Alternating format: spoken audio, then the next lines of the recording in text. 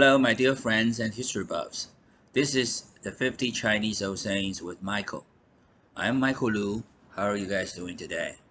For today's first episode of the 50 Chinese old sayings, it is the old saying of 1,000 gold pieces to earn a smile. Again, 1,000 gold pieces to earn a smile. In Chinese, it is the 千金一笑 old saying. And again, the 千金一笑 old saying.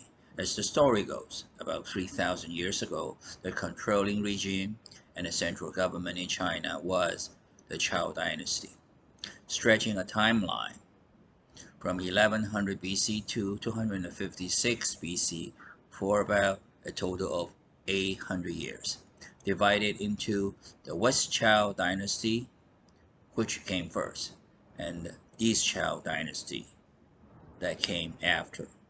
In the year 795 BC, there came the Chao Yu Emperor as the ruler of China,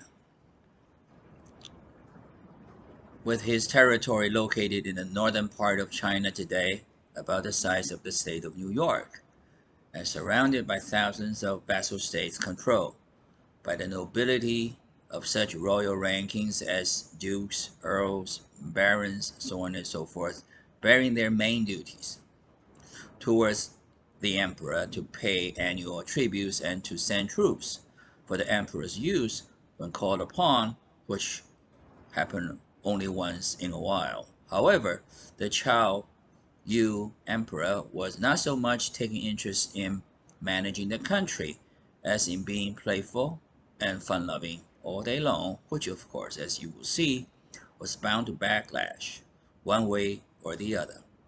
The problem arose when the Chao Yu Emperor one day renounced and banished his first queen, the Shang Queen, for no apparent reasons other than the fact that there was someone else on his mind, and then replaced her with his new, young, and lovely mistress, Baoxi, whom he had loved and spoiled dearly. To make the matter worse, he had also deprived his eldest son, born to Shang Queen, of his title as the first prince, and you should know, during that time only the first prince had the right to inherit the throne after the emperor, the father, died, and then gave the title to his youngest son, a toddler at the time, born to Baoxi. But such right of primogeniture, to be exact, was a big deal, and was always worth fighting for, through bloodshed if necessary. No one knows for sure how the emperor could have forgotten the fact that Shang Queen was Marquis Shang's daughter, and Marquis Shang was the ruler of Big Shan State in the east, where the banished mom and the son had sought refuge eventually. But Baoxi had an issue, because she never smiled, just like the princess who never smiled in one of Grimm Brothers' fairy tale stories. If you guys may want to check that story out on Wikipedia if any one of you never heard the story. After making Baoxi his new queen and her son the new first prince, the Chao Yu Emperor was somewhat puzzled to find that Baoxi still wouldn't smile, and was annoyed in such a way that he announced 1,000 gold pieces reward to anyone who could make the queen smile. Many had tried, and tried very hard, to no avail, until one day a guy close to the emperor named Ko Shifu, one of the emperor's sycophants, came up with the idea of sending false alarms to the vassal states by smoke signals, calling them to come to the emperor's rescue with their troops. The way it worked was that the emperor would have his men start the smokes from beacons in the capital city of Haojing, now the city of Xi'an in northern China, and send them all the way out by relays to reach all the vassals outside in the Chao Empire.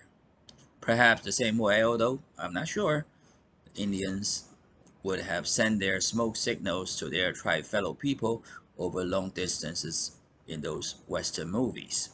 The idea unfortunately worked, because Baoxi sure looked happy to see so many soldiers and generals on horsebacks and in chariots, armed to the teeth, rushing into the city, looking for enemies that could not have been found. Baoshi was sure happy because he had burst into laughter over and over again, so that Koshifu must have been happy too, receiving his 1,000 gold pieces reward forthwith. It is said that a similar incident had been repeated quite a number of times to piss off every nobility in the empire, and in particular Marquis Shang, who was so furious at what had happened to finally become a son-in-law hater. Lo and behold, one day in the year of 771 BC, there came the nomadic Rome barbarians from the north, responding to Marquis Shang's call. The raw nomads sacked the city, looted the people, captured and killed the emperor, while Baoshi, her toddler son, and Koshifu had disappeared and were never found. No one was there to come to the rescue to protect the city and the emperor, because the entire nobility group had simply been cried wolf too many times before to believe any smoke signals sent from the emperor to have meant the real thing.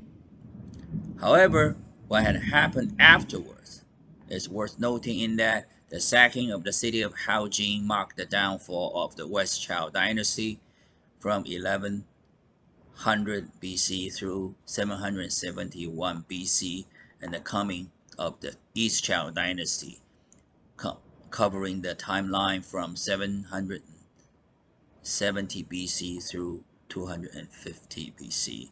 And in case you want to know, Romulus, the first Roman king, created the city of Rome in 751 BC, 20 years after the sacking of Haojing in northern China. This East Chao dynasty is also addressed as Spring and Autumn Era, during which time many Chinese old sayings were yet to be created based on the historical events recorded by contemporary chroniclers. Hey guys, this wraps up my talk for today on this 1,000 gold pieces to earn a smile saying. In Chinese, it's the千金一笑saying. Again, many thanks for taking your time today to listen to this first episode of my 50 old Chinese sayings. And until next time, I wish you all the best. Have a nice day. Thank you.